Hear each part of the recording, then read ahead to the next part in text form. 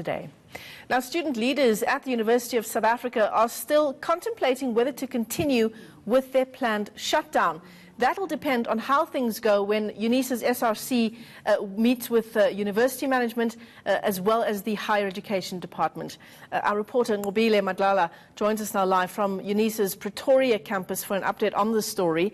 Ngobile, yesterday we spoke to a representative of Unisa who told us that the students' gripes more had to do with issues around NSFAS and around funding. What are students telling you about whether they've been able to sort out those outstanding issues?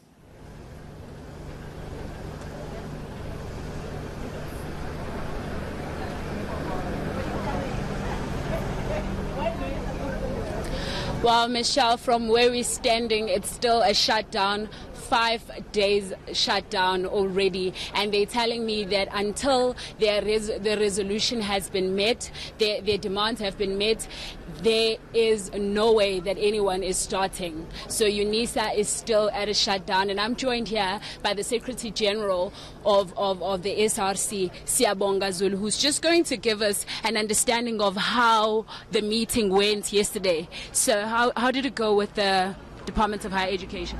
Yeah, no, thank you. We had a meeting with the DG of the Department of Higher Education yesterday. We robustly engaged on the issues that they need the intervention of the department itself. The meeting engaged on the issues such as the qualifications that are affected that do not go to the South African Qualification Authority, which there are 152. The department, the DG, committed to say is going to have a meeting with SACA and higher education to resolve this matter. Do we know why this happened? We are aware. This issue started last year, actually, by July last year. By that time, it was only 20,000 modules. I mean, 20,000 modules that were affected, and we realized that now there are 152 modules that are affected. So it's a long issue. It's a failure from the university to be decisively and deal with this matter. So, understanding that this has happened in the university, we will be attending to that. What else is it that the students are unhappy about? There is quite a number of issues. The university have been sending emails to students, informing students that applied to say there is no space, there is not enough space in the university.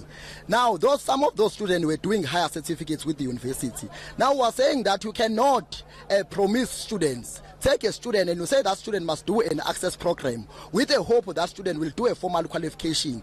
And at a later stage, you are saying that no, I'm no longer have a space for you. Are you saying that student, where the student must go? Because those students who are treating them as a returning student of the university. Therefore, you cannot say to those students, you cannot offer space for them. Yet, you are offering a space for students that are new entering in the university. So it does not make any logic for us. So we're saying that the university must absorb those students, and the university must make space available for other students that applied and qualify in the university.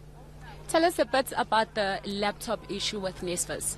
Well, this is a long call from student leadership in this university as a demand from students. At least you will know that Unisa is taking an online direction. Now we believe that the provision of laptop is no longer the issue of it's a necessity to our students, because our students, most of the modules that they are doing are online. So the students, they must have laptops.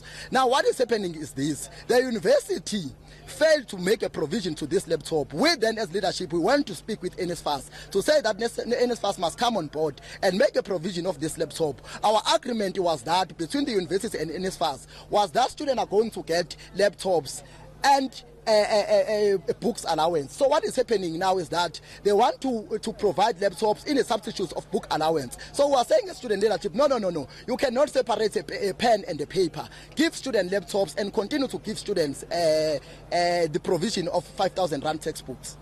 But I understand now this fight is going to court?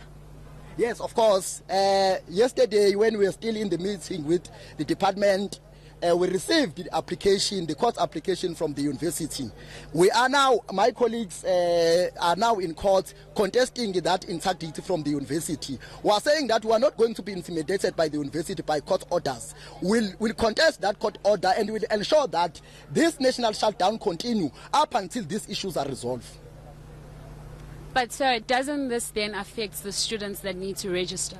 One way or the other, well, students will be affected because there are those students that are not directly affected by this. But you will know that our meeting with the management said that there are 152 qualifications that are affected. We then said to the management, may you give us those qualifications that are affected. The management, up until to date, they have not provided us with those qualifications. You will find that these students that are coming here for registration, they are affected. But you cannot tell students now that the college of so-and-so or the qualification so-and-so is affected. So students, they may come here, wanted to register, but one way or the other, all students of Unisa are affected by this, by these numerous issues.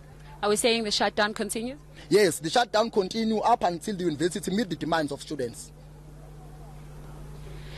As you can hear, Michelle, it seems the shutdown at Unisa will continue until the demands have been met. Yeah. But in the meantime, students behind me have nowhere else to go but to just stand and wait for assistance when there will be assistance.